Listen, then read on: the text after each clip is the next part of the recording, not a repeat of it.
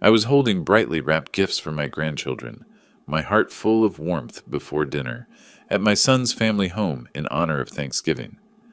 Suddenly, my phone rang, a text message from my partner.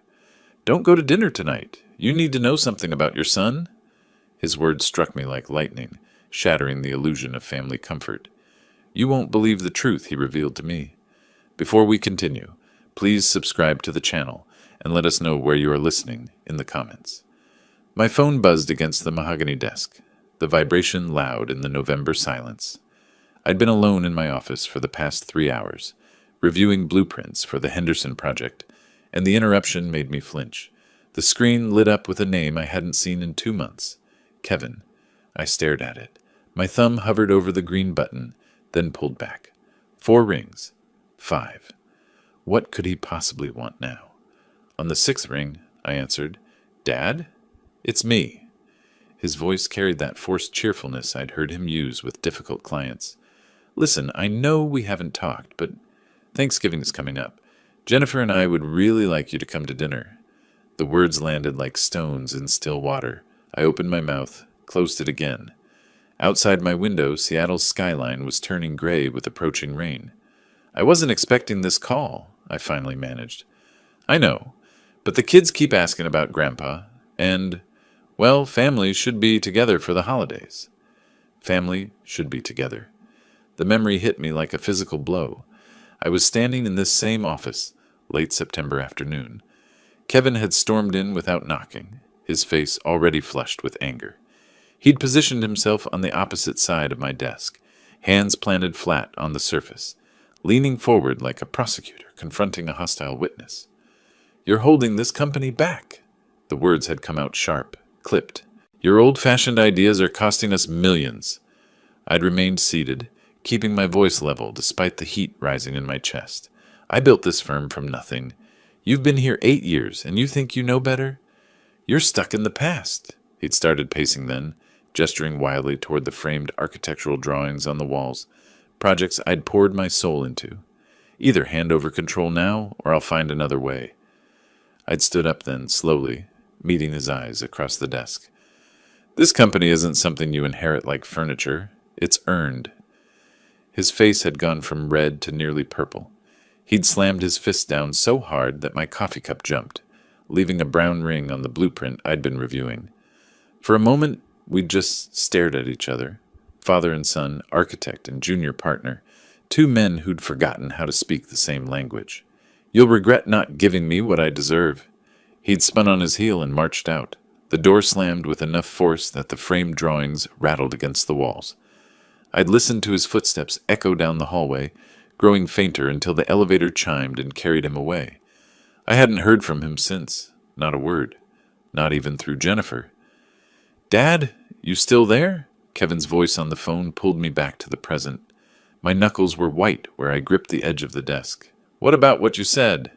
My throat felt tight. "About me being outdated, holding everything back?" A pause. I heard him breathe out slowly. "Can we talk about that in person? Please, Dad, just come to dinner." I looked at the framed photo on my desk. Kevin and me at the company's 25th anniversary party, both of us wearing genuine smiles, his arm around my shoulders. When had that stopped being real? When had my son started seeing me as an obstacle instead of a father? "The kids really miss you," Kevin added, his voice softer now. "Olivia keeps asking when Grandpa is coming to visit. Ethan wants to show you the treehouse Jennifer's brother helped him build." "Olivia?" "Ethan. 7 and 5 years old. They shouldn't suffer because their father and grandfather couldn't find common ground." "All right," I heard myself say. "What time?" 5 o'clock. Jennifer's making that braised short rib you love, and her apple pie. I'll be there." After we hung up, I sat motionless for a long moment. The office felt different somehow. The same furniture, same view, but the air had changed. Rain began pattering against the window. I reached out and traced the edge of the photo frame, remembering when Kevin had looked at me with pride instead of contempt. Maybe people could change. Maybe he'd realized that family mattered more than corporate control. Maybe this dinner was his way of apologizing without having to say the words directly. I wanted to believe that. I needed to believe it. I pulled out my phone and started a shopping list for the kids. The morning came with typical Seattle drizzle. I pushed through the glass doors of our building at 8:30, balancing my coffee and briefcase while nodding to Maria at the reception desk. She smiled and returned to her computer screen. Everything felt normal. The hum of the heating system, the faint smell of fresh paint from the renovation project 2 floors down, the familiar creak of the elevator. My office looked exactly as I'd left it. The blueprint from yesterday still spread across my desk, the coffee ring still visible in the corner. I settled into my chair and opened my email, scanning through project updates and client inquiries. The Henderson proposal needed final revisions. The Morrison Street development required permit documentation. Ordinary problems. Solvable problems. Dennis arrived around 10, rapping twice on my doorframe before entering. My business partner and I had known each other for 35 years. Met in graduate school, started this firm together with nothing but ambition and a maxed-out credit card. He could read my moods better than anyone. "Morning," he said, dropping into the chair across from my desk. He set his coffee down carefully, watching me with those sharp gray eyes. "You look different. Something happened?" I couldn't help the small smile. "Kevin called yesterday. He invited me to Thanksgiving dinner." Dennis's expression changed. Not dramatically, just a subtle tightening around his mouth. A fractional pause before he reached for his coffee. "Really?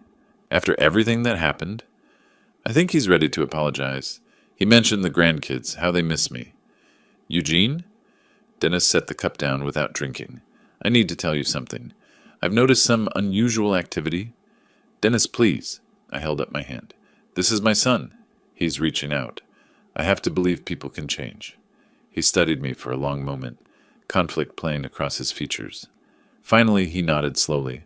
"Just be careful. That's all I'm asking." "I'm always careful." After he left, I tried to focus on work, but my mind kept drifting to the dinner. What would I say to Kevin? How would I respond if he actually apologized? The morning passed in routine meetings, a conference call with contractors, a design review with our junior architects, paperwork that required signatures. After lunch, I drove downtown to Westlake Center. The mall was already decorated for the holidays. Artificial snow dusting the window displays, recorded music drifting through the corridors. I found an upscale toy store tucked between a jewelry shop and a clothing boutique. The building set for Ethan caught my eye immediately. A premium architectural model kit with sustainable wood pieces, everything a young builder could want. $150. I picked it up, examined the box, imagined his face when he opened it. For Olivia, I selected a Deluxe art supplies set, professional-grade colored pencils and watercolors in a wooden case. $180. She'd been drawing since she could hold a crayon, creating elaborate scenes with careful detail. At the checkout counter, a young clerk with purple-streaked hair rang up my purchases while chattering about holiday deals. I barely heard her. I was thinking about Thanksgiving, about seeing my grandchildren again, about the possibility of repairing what seemed irreparably broken. I carried the bags to my car, placed them carefully in the passenger seat. The parking lot was filling up with afternoon shoppers. I was reaching for my keys when my phone buzzed. Text message. "Dennis, don't go to that dinner tonight. You need to know something about your son." My stomach dropped. I stared at the words, reading them twice, 3 times. My fingers moved automatically, calling Dennis. He answered on the first ring. "Dennis, what's going on? What do you mean, don't go to dinner?" "I can't explain this over the phone." His voice sounded strained, urgent in a way I'd never heard before. "Where are you right now?" "I just bought gifts for Olivia and Ethan. I'm at the Westlake Center parking lot. Meet me at Morrison's Coffee in 20 minutes. This can't wait." "You're scaring me. Just tell me what—" "20 minutes, Eugene. Please." The line went dead. I sat there with the phone still pressed to my ear, staring at the wrapped packages beside me. The architectural set, the art supplies, physical evidence of my hope, my desperate need to believe that Kevin had called because he wanted reconciliation, not because he wanted something else. What had Dennis found? What could possibly be serious enough to warrant this urgency, this fear in his voice? I started the engine and pulled out of the parking space, turning the car toward the office district. Traffic was moderate, the afternoon sun breaking through clouds in scattered patches. My mind raced through possibilities. Corporate irregularities, Dennis had mentioned this morning. Unusual access requests. Papers being copied after hours. The coffee shop was 15 minutes away. 15 minutes to prepare myself for whatever revelation was about to shatter my fragile hope. I pressed harder on the accelerator. Whatever Dennis had found, it was serious enough to make him break our 35-year pattern of never interfering in each other's family matters. Morrison's Coffee sat 3 blocks from our office, a small establishment Dennis and I had favored for years. His silver Mercedes was already parked near the entrance when I pulled in. The wrapped gifts for Olivia and Ethan stared at me from the passenger seat. Bright paper, cheerful bows, evidence of how thoroughly I'd been fooled. I gripped the steering wheel, forcing myself to breathe normally. Then I got out and walked inside. Dennis occupied a corner table, far from the handful of other customers. A manila folder sat in front of him like a loaded weapon. His face looked older than it had this morning, lines carved deeper around his mouth and eyes. I sat across from him without removing my jacket. Just show me what you found. I'm sorry, Eugene. I really hoped I was wrong about this. He slid the folder toward me. I opened it. The first item was a photograph. Kevin entering a glass-fronted office building, briefcase in hand, looking over his shoulder as if checking whether anyone was watching. The date stamp read 3 weeks ago. 3 weeks ago, Linda noticed Kevin accessing files he shouldn't have been reviewing, Dennis said quietly. Partnership agreements, financial records, documents requiring both our signatures for release. I flipped to the next photograph. Same building, different date. Then another. 4 separate visits, spanning the past month. I hired an investigator. Dennis's voice carried guilt and defiance in equal measure. I know I should have told you, but you did the right thing.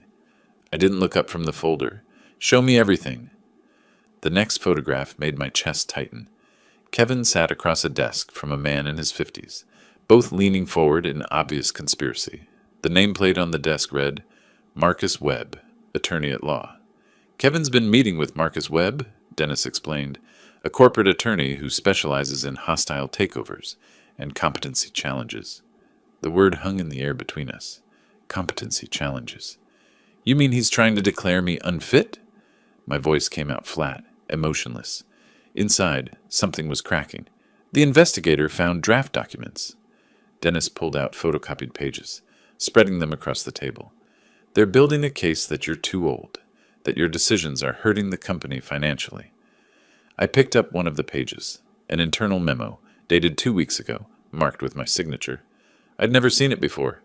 The content described a supposedly disastrous meeting with a client, the Henderson project we'd actually won, painted as evidence of my declining professional judgment. These signatures, I touched the forged ink. He forged my handwriting on internal memos. A flash of memory. Kevin at 7 years old, sitting at our kitchen table, practicing cursive letters. I'd guided his hand, showing him how to form each curve. Now that same hand had learned to mimic mine for purposes of deception. Creating a pattern, Dennis confirmed. Each one shows a supposed error in judgment. Things clients never complained about, but it looks official on paper. More documents followed. Notes in Kevin's handwriting about father's declining capacity. A draft petition for an emergency shareholder meeting. Copies of emails to junior partners suggesting I planned to sell the firm without consulting anyone. And the Thanksgiving dinner? I heard myself ask. Dennis met my eyes. My guess? Get you comfortable. Maybe have you sign something casual. Just a family document. Or simply keep you distracted while final pieces fell into place. The coffee shop felt very quiet. Somewhere behind us, the espresso machine hissed. A customer laughed at something on their phone. Normal sounds from a normal world that no longer included me. I pulled out my phone and typed a message to Kevin. Not feeling well. Won't make dinner tonight. Sorry. Short. Simple. The lie tasted bitter, even as text. I hit send. I need copies of all this, I said, photographing each document with steady hands. Already made them. They're in the car. Dennis paused. What are you going to do? Dennis ordered 2 coffees from a passing barista. Neither of us touched them when they arrived. They sat cooling between us, steam rising and dissipating, as irrelevant as everything else except the evidence spread across the table. I made notes on a napkin. Names, dates, Next steps. My hands had stopped shaking. My voice was steady. The hurt father was gone, replaced by something colder and more dangerous. A man who'd built an empire from nothing and would not watch it stolen by his own blood. First, I'm canceling dinner, I said. Then I'm going to protect what we built. I stood, folder pressed against my ribs like armor. Dennis stood with me. We'd built this company together 30 years ago, two young architects with a dream. Now we'd defend it the same way, together. The coffee in my mug had gone cold hours ago. I sat in my home office, staring at my phone screen. 7 missed calls from Kevin, 3 from Jennifer. 1 voicemail I hadn't found the courage to hear. Sleep hadn't come. I'd spent the night reviewing Dennis's evidence, making lists, cross-referencing dates. The manila folder sat open on my desk, photographs arranged in chronological order, like stations of betrayal. Dawn had arrived without my noticing, gray light filtering through the windows. I pressed play on the voicemail. "Dad, it's me." Kevin's voice carried an edge of irritation wrapped in false concern. "I'm concerned about you. Just a text saying you're sick? You couldn't call? Jennifer made your favorite dinner. The kids waited by the window. Look, I hope you're okay, but this feels... I don't know. Call me when you get this." The performance was masterful. Wounded son, worried father-in-law, disappointed parent of heartbroken children. If I hadn't seen the evidence, I might have felt guilty. I deleted the message and dialed a different number. "Adams and Associates. How may I help you?" "Robert Adams, please. This is Eugene Clark. I need an emergency appointment this morning." The receptionist hesitated. "Mr. Adams is fully booked today." "Tell him it involves corporate fraud. I'll be there in 40 minutes. I'd used Adams twice before for contract reviews, a sharp attorney in his mid-50s who charged premium rates and earned them. When I arrived at his downtown office, he was already waiting, door open, expression alert.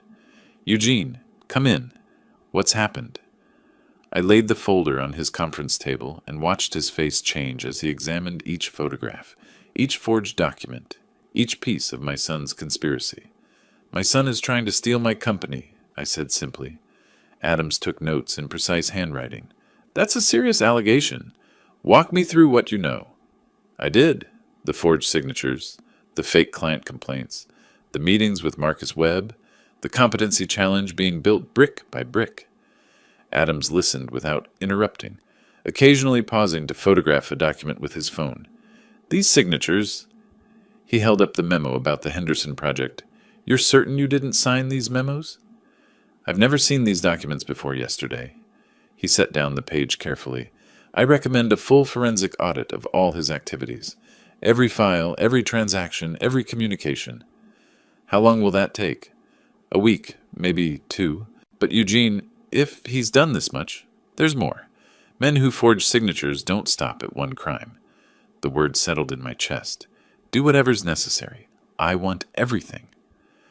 Adams made 3 phone calls while I sat in his office. By early afternoon, preliminary findings began arriving via email. He read them aloud, his voice growing tighter with each revelation.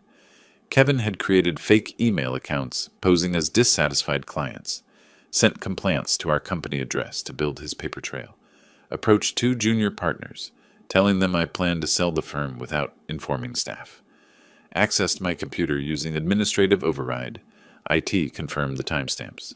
"For the record," Adams said, looking up from his laptop, "what has your relationship with Kevin been like professionally?"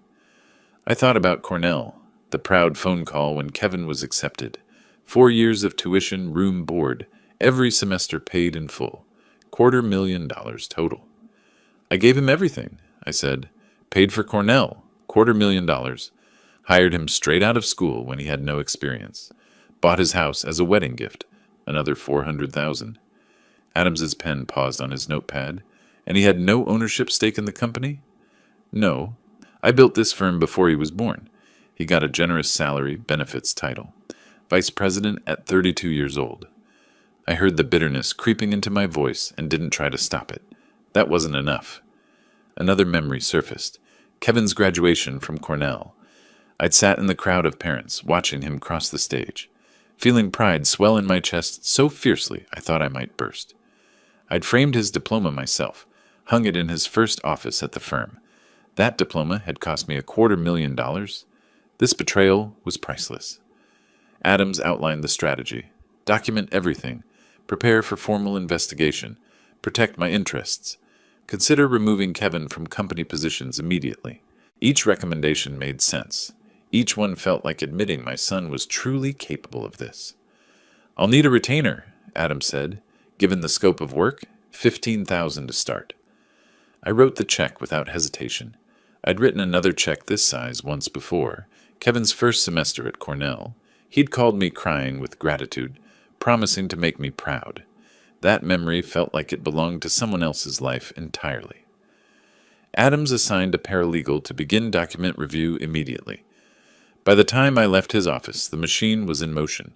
Corporate attorneys, forensic auditors, IT specialists, combing through digital records.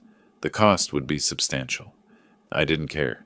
I walked out into the late afternoon Seattle rain. My phone buzzed again, Kevin calling for the 8th time. I sent it to voicemail and kept walking. He wanted to talk to a father, but I wasn't a father anymore. I was a man protecting what he'd built, and I'd only just begun. 2 days later, I sat in our conference room with Dennis and Robert Adams. Rain streaked the floor-to-ceiling windows overlooking Elliott Bay, turning the city into a watercolor of grays and silvers. A whiteboard stood at one end of the room, blank and waiting. This was where we'd architect my counterattack. I'd spent 48 hours reviewing Adams's preliminary findings. Food barely interested me. Sleep came in fitful patches. But my mind felt sharper than it had in months, focused to a fine point by anger and purpose. We spread the materials across the conference table. Evidence folders, legal precedents, corporate bylaws, financial records. Dennis had brought a carafe of coffee and 3 mugs from the break room. Adams opened his laptop and pulled up a document that made my stomach tighten.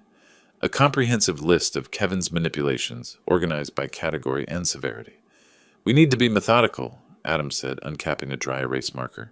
"Rush this, and Kevin could destroy evidence or create legal complications." "How long before we can move?" I asked. "1 week to secure everything. Then we announce the audit." Dennis leaned forward. "He'll know something's wrong the moment we announce it." "Good." The word came out harder than I intended. "I want him to know." Adams began drawing on the whiteboard, creating 3 columns with precise strokes. Above them he wrote, "Audit, restructure, investigation." 3 prongs, he explained. First, the audit creates official record. Every forged document, every fake complaint, every manipulation, all documented by independent auditors with no connection to your family dynamics. "What if he tries to delete files?" Dennis asked. Adams smiled thinly. "It has already created backup of entire server. He can't erase what we've preserved." I studied the whiteboard, making notes on my legal pad, creating my own timeline parallel to Adams's. "What about the corporate restructure?" "New bylaws make hostile takeover impossible. Requires unanimous board consent for leadership changes, enhanced oversight, mandatory ethics reviews. Even if he somehow convinced other stakeholders, he couldn't force you out." The second column filled with legal terms I'd need to research later. Dennis photographed the whiteboard with his phone, preserving our battle plan. "I want to bring in Daryl Scott," Adams continued. "Former FBI, specializes in corporate fraud. He'll document everything, Kevin's meetings with Webb, any financial irregularities, the full scope of his activities." "How much? 10,000 retainer, then hourly?" I didn't hesitate. "Hire him today." Adams slid the investigator's contract across the table. I reviewed it quickly and signed. My phone buzzed. Another text from Kevin. "Dad, really worried about you. Haven't heard from you in days. Please let me know you're okay. The kids are asking about you." I showed the screen to Dennis and Adams. Neither spoke, but I saw Dennis's jaw tighten. "Are you going to respond?" Adams asked. "No. Let him wonder. Let him think he's winning." We divided responsibilities. Dennis would handle internal communications when the time came, preparing staff for disruption without revealing specifics. Adams would coordinate legal moves, filing necessary documents, briefing the auditors. I'd approve everything, sign what needed signing, maintain final authority. Adams reviewed the costs. Audit, $25,000. Investigator retainer, $10,000. Legal restructuring, $8,000. Ongoing attorney fees could reach $50,000 or more depending on Kevin's response. I'd built a company worth $8 million. I'd spend whatever was necessary to protect it. Dennis set down his coffee. He hadn't drunk any, I noticed. Neither had I. The cup sat cooling between us, forgotten. Eugene, Dennis's voice carried weight I recognized from 3 decades of partnership. Once we do this, there's no going back. This is your son. I looked at him for a long moment. Outside, rain intensified against the windows, driven sideways by wind off the bay. He stopped being my son when he forged my signature, when he called me incompetent, when he tried to steal 30 years of my work. I just needed to hear you say it. I'm certain. We shook hands, all 3 of us. Traditional business gesture, sealing our pact. This was business now, not family. Business, I understood. Business had rules, precedents, consequences. I left the conference room as evening settled over Seattle. The whiteboard behind me held our battle plan, photographed and saved. In 1 week, Kevin would walk into work expecting another ordinary day. He had no idea his world was about to collapse, and I felt no guilt about that. He'd built this trap himself. I was just going to spring it. 1 week later, Monday morning, 8:47. I stood outside the main conference room at Clark & Morrison Architects, listening to the murmur of voices inside. 15 employees gathering for the mandatory all-hands meeting I'd called Friday afternoon. No explanation given. Just a calendar invitation marked required attendance. I wore my navy blue suit, the one from our first $1 million contract. I'd chosen it deliberately this morning, standing in my closet longer than necessary. Armor for what was coming. Through the glass door, I could see Kevin near the windows, talking with 2 junior architects, coffee cup in hand. Relaxed, confident, he had no idea what was about to happen. I opened the door and walked to the head of the table. Conversation died. Everyone found seats quickly. I remained standing. I've called this meeting to inform you that Clark & Morrison will undergo immediate comprehensive internal audit. I kept my voice level, professional. We've identified irregularities in our documentation and financial procedures that require investigation. Silence. Someone's pen clicked nervously. What kind of irregularities? One of the junior partners, Sarah Chen, asked carefully. Unauthorized access to sensitive documents, questionable expense reports, and concerns about signature authenticity on internal memos. Kevin's coffee cup stopped halfway to his lips. His face drained of color, going from healthy tan to sickly pale in seconds. This seems extreme, he managed, voice tight. What prompted this? I met his eyes across the table. Due diligence. The audit begins tomorrow. I distributed printed memos, single page, bullet points, no unnecessary details. Audit timeline, cooperation requirements, confidentiality expectations. People read in silence. Some exchange confused glances. Most looked uncomfortable, unsure where to direct their attention.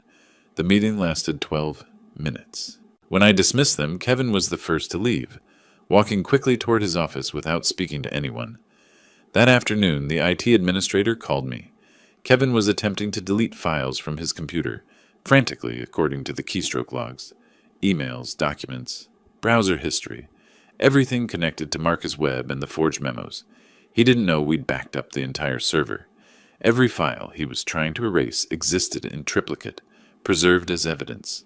His panic was creating new documentation of guilt, timestamps showing consciousness of wrongdoing. At 4 o'clock, I called Kevin to my office. Dennis and Adams were already there, seated in the chairs facing my desk, witnesses to what was coming.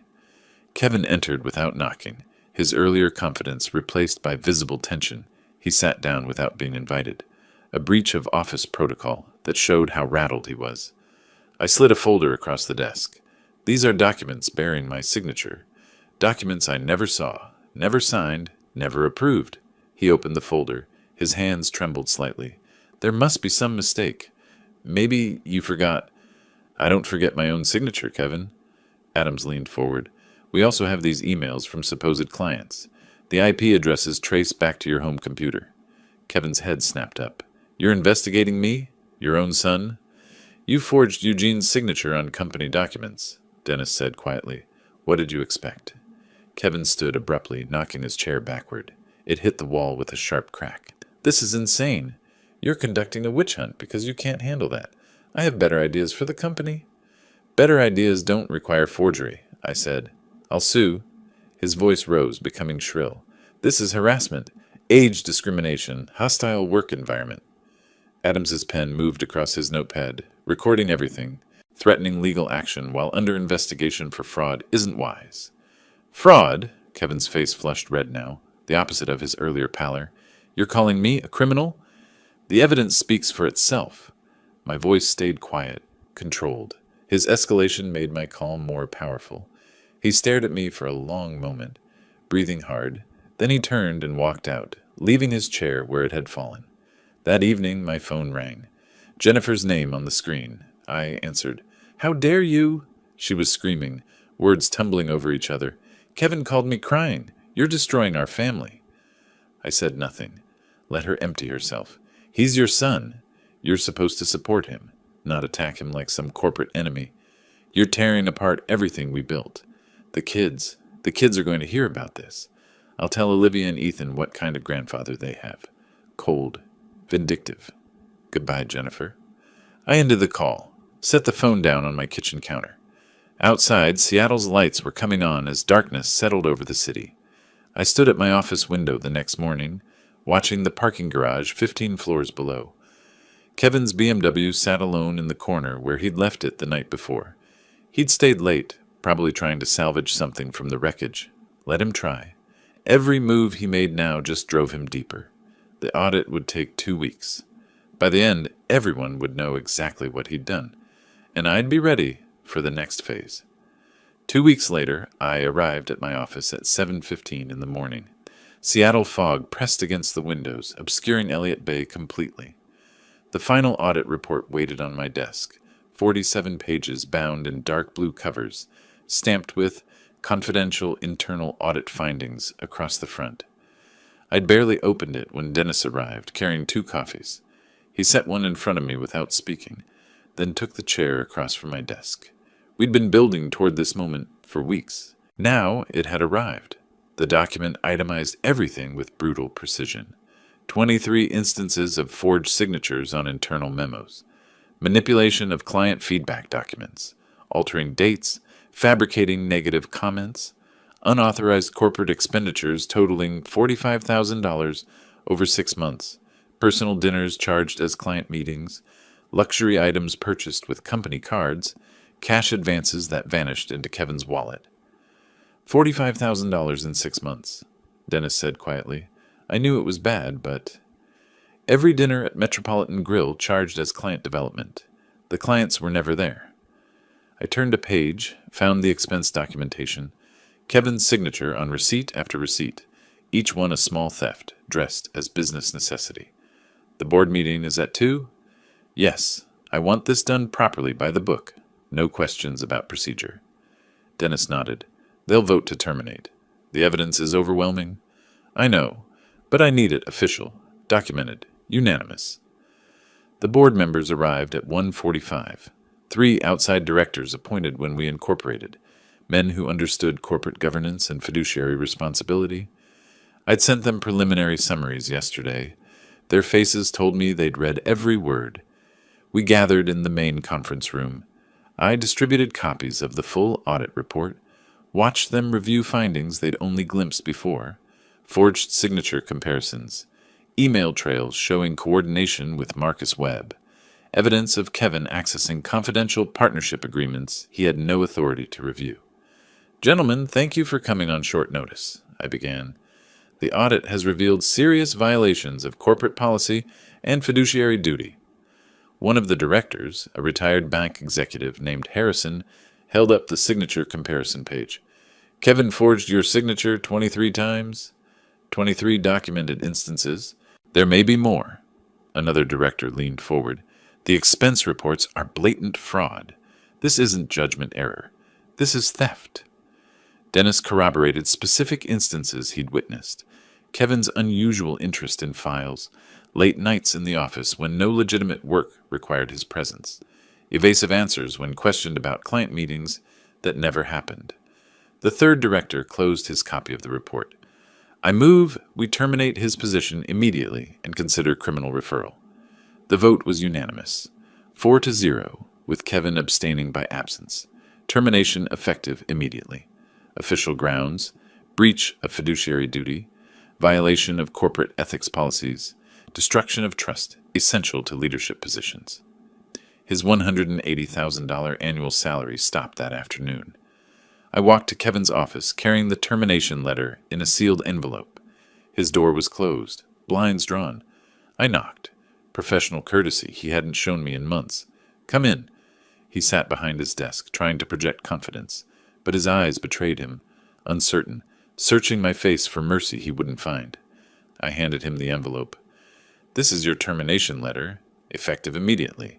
He opened it, read. His face went from pale to red, anger flooding in to replace shock. "You can't do this. I'll sue. This is personal vendetta." Read the grounds: breach of fiduciary duty. The board voted unanimously. He stood abruptly, knocking his chair backward. "The board? You didn't even let me defend myself." "The evidence speaks. I need your office keys, company credit cards, and building access badge." "This is insane. I'm your son." I extended my hand, palm up, waited. The silence stretched between us until he finally reached into his pocket and dropped the items into my palm. They felt heavier than they should have. 8 years of position, privilege, and power, reduced to metal and plastic. Within 3 hours, Kevin's new attorney sent a demand letter. Standard wrongful termination threats. Robert Adams called me before I'd finished reading it.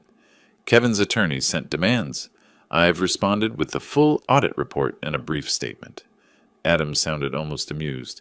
Your client's documented fraud negates any wrongful termination claim. We welcome litigation if he wishes to make these findings public record.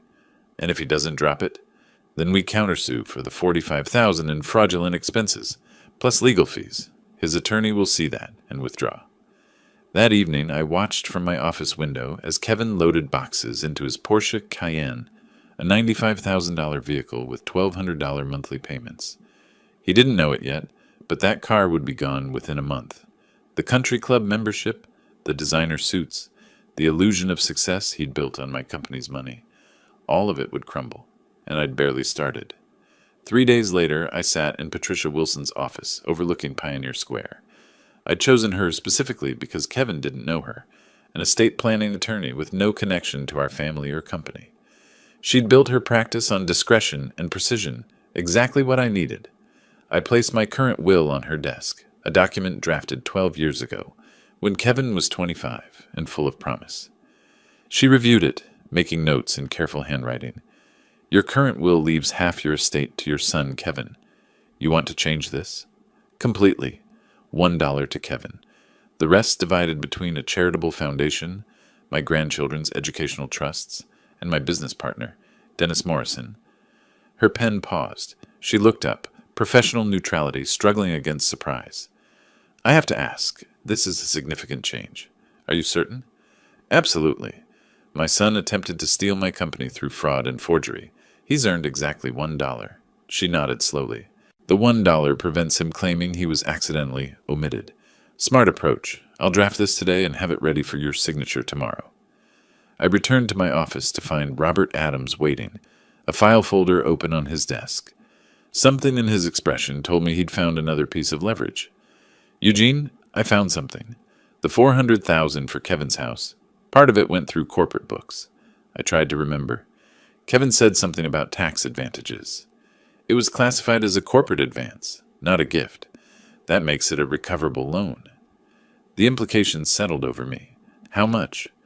$175,000. We can demand repayment. I sat down, processing this unexpected opportunity. Do it. Add it to what he owes for the fraudulent expenses. Adams drafted the demand letter that afternoon. Kevin received it the same day Jennifer discovered they couldn't make next month's mortgage payment. I learned about their crisis from Dennis, who heard it from a mutual acquaintance. Kevin had called Jennifer in panic. They were sitting at their kitchen table, bills spread between them like evidence of failure. They're demanding $220,000. Kevin's voice carried through their house, audible to neighbors. Corporate loan repayment. plus the expense reimbursement. What corporate loan? You said your father gave us that money. It was a gift. He's twisting it, using paperwork against me. Their savings totaled $23,000. Outstanding debts, $220,000 corporate demand, $827,000 remaining on the mortgage, $35,000 in credit cards, $28,000 in car loans. Monthly expenses exceeded $8,500 minimum. Adams filed a legal lien against Kevin's house within the week. The lien prevented any sale or refinancing until the corporate debt was satisfied. Kevin and Jennifer couldn't sell, couldn't pay, couldn't refinance, couldn't afford to stay. The house Eugene had bought them became the cage trapping them inside their crisis. Jennifer's breaking point came on a Thursday evening. I heard about it later, how she'd confronted Kevin with bills she'd been hiding, trying to protect the illusion of stability for Olivia and Ethan. We're $3,000 short on the mortgage. Credit cards are maxed. We have no income.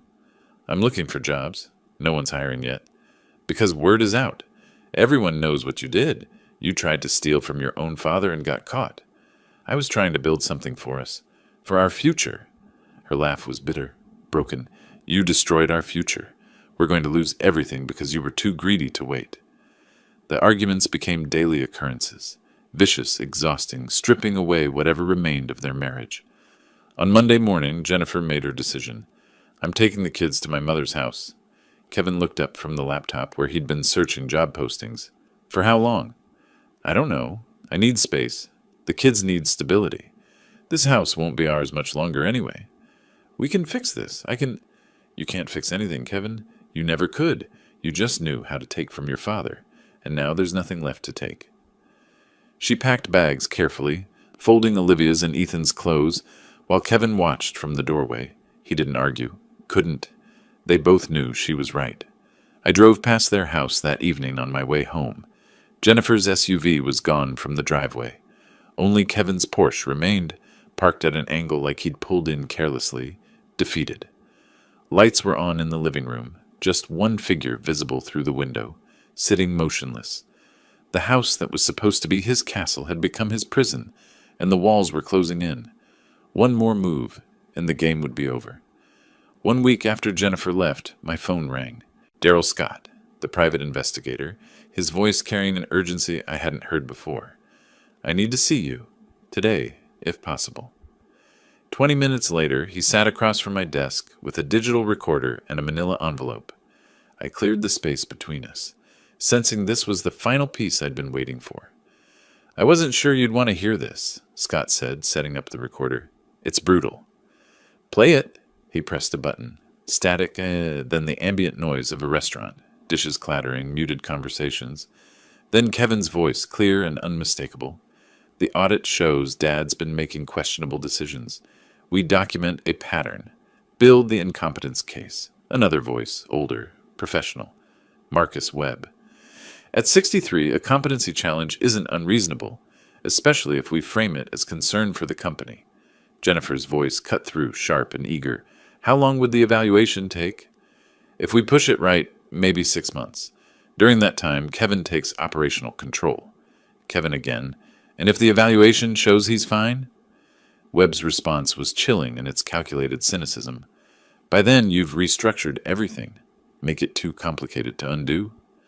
I listened twice, made Scott replay specific sections while I took notes. They'd recorded this 3 weeks before the audit announcement, proof of premeditation, of conspiracy, of intent to destroy my reputation through falsified claims of mental incompetence. How did you get this? I asked. Webb's paralegal. She was uncomfortable with the ethics. Became a source. The recording is legal. Washington's a two-party consent state, but restaurants are considered public spaces. I took the transcript, the audio files, all the documentation. Then I made a phone call to Sarah Mitchell, a business reporter at the Seattle Business Chronicle who'd covered our major projects over the years. We met at a coffee shop 2 blocks from my office. I spread the evidence across the table, the recording transcript, the audit report, the forged documents. Mitchell read everything twice, her journalist instincts visibly engaged. Eugene, this is your son. This is a corporate fraud case involving forged documents and attempted theft of a company through falsified incompetency claims. She looked at me for a long moment. You understand, if I publish this, his career in Seattle is finished. He tried to destroy my reputation by claiming I was mentally unfit. I'm simply presenting facts. Can I verify these documents? Everything is authenticated. Your legal team can review it all. 3 days later, the Seattle Business Chronicle ran the story. Front page of the business section. Architectural firm VP attempted hostile takeover of father's company through fraud and forgery. The article detailed everything, Kevin's photo accompanying text that would follow him forever. Within 24 hours, 3 firms that had been interviewing Kevin sent rejection emails. Ethical concerns appeared in all 3. The professional networks he'd built over 8 years evaporated. Former colleagues stopped returning calls. The bank holding Kevin's mortgage read the article, reviewed the lien, and accelerated their foreclosure timeline. Full payment required within 60 days or seizure and sale of the property. Jennifer read the article at her mother's house. She called Kevin. I heard about this conversation later, not to offer support, but to deliver a final verdict. I saw the article. Everyone's seen it. Kevin tried to explain, to justify, but Jennifer cut him off with the precision of someone who'd been rehearsing this moment. You promised me we'd own that company. You said your father would hand it over willingly. Things changed. He was stubborn. No, you were stupid and greedy. You had a position making $180,000 a year, and it wasn't enough. The divorce papers are being filed tomorrow. I'm taking the kids, and you're taking your shame. Kevin sat alone in the empty house, reading the article repeatedly on his laptop. Every door had closed. Every path forward was blocked. The expensive furniture they'd bought on credit surrounded him like monuments to failure. Architectural magazines on the coffee table featuring buildings he'd never work on. The life he'd constructed on lies collapsing room by room. The article stayed online, permanent and searchable. Kevin's name would forever be linked to fraud, forgery, attempted elder exploitation. I'd achieved what I set out to do. Protected my company, exposed the truth, delivered justice. But late that night, my phone rang. Unknown number. Against my better judgment, I answered. Kevin's voice, barely above a whisper, Dad, please, I need to talk to you. I should have hung up, but something in his broken voice made me pause. 1 week before Christmas, I sat in my office at 4 p.m, watching December rain streak the windows. Seattle's skyline was already dark, buildings lit against gray sky. My desk was clear except for a small wrapped box, a gift for Olivia I'd give her this weekend. The door opened. Dennis, about to leave for the day, stopped mid-motion. Kevin stood in the doorway. I'd agreed to this meeting, office, business hours, Dennis present. Kevin had accepted any terms. I'd spent the week preparing for manipulation, more excuses, perhaps another attempt at shifting blame. But the man who entered looked nothing like the son I'd terminated 3 weeks ago. He'd lost at least 15 pounds. Dark circles, hollowed eyes that were bloodshot and defeated. Cheap clothes replaced the designer wardrobe. Dennis had seen him arrive in an Uber. The Porsche key was gone, probably sold to pay debts that couldn't be paid. I gestured for him to sit. He did slowly, like movement hurt. I don't deserve you listening to me. I know that. His voice was hoarse. But I need to say this. I was wrong. About everything. I remained silent. Jennifer pushed me, yes. But that's not an excuse. I let greed blind me. You gave me everything. Education, position, trust. And I tried to steal more. He paused, struggling. I've lost the house. The divorce is final next month. No one will hire me. The article comes up in every search. I have nothing. You have what you earned, I said quietly. He nodded, unable to meet my eyes. Then he broke. Genuine, ugly crying that couldn't be faked or manipulated. He covered his face with hands that trembled. I watched my son fall apart and felt nothing. Not satisfaction, not pity. Just the cold clarity of completed justice. 30 years building a company. 8 years trusting him with a position he hadn't earned. 2 months of systematic reckoning. It led here. I let the silence extend until he'd composed himself. Then I spoke. You received a lesson that cost me 30 years of my life in this company. I understand. Let me finish. I can give you a second chance. But not in my company. Not in any leadership position. You will start from zero. He nodded, unable to speak. I'll help you find basic employment. I'll provide housing for you and my grandchildren at reduced rent. But you'll never work for me again. Never use my name to advance yourself. One violation, and I withdraw everything. Thank you. I'll do whatever. Don't thank me. This isn't forgiveness. This is ensuring my grandchildren have shelter, and their father has a chance to become someone worthy of them. I made phone calls while he sat there, contacted carefully chosen acquaintances who wouldn't be working with Clark and Morrison. By the end of the hour, Kevin had an interview scheduled at a smaller firm across town. Junior position, $55,000 a year. Entry-level work despite his age and education. Then I wrote out a rental agreement by hand. A property I owned in Greenwood. 2 bedrooms. $800 a month, significantly below the market rate of $2,200. The property is in Greenwood. $800 a month. His hands shook as he signed. That's very generous. It's significantly below market, but you'll sign a lease with standard terms. Miss a payment, you're out. I won't miss payments, I promise. Your promises aren't worth much. Your actions will determine whether you stay. We didn't shake hands, didn't embrace. Kevin left, and Dennis closed the door behind him. I returned to work immediately. 1 month later, I ran my hand over my new desk surface. I'd remodeled the office, new furniture, new artwork, a fresh chapter physically manifested. Dennis entered carrying champagne and 2 glasses. $4.2 million, he announced. Largest contract in company history. We poured, raised our glasses. To Clark and Morrison, may we never compromise what we've built. To protecting what matters. Dennis smiled. How are the kids? Coming over Saturday. We're building a scale model of the Space Needle.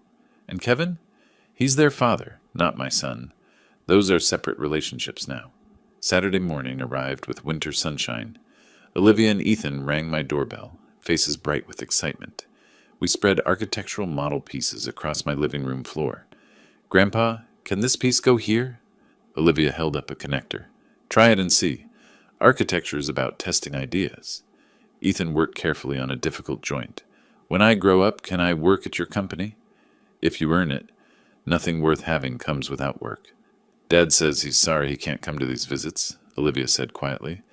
Your dad and I have our own arrangement, but you two are always welcome here.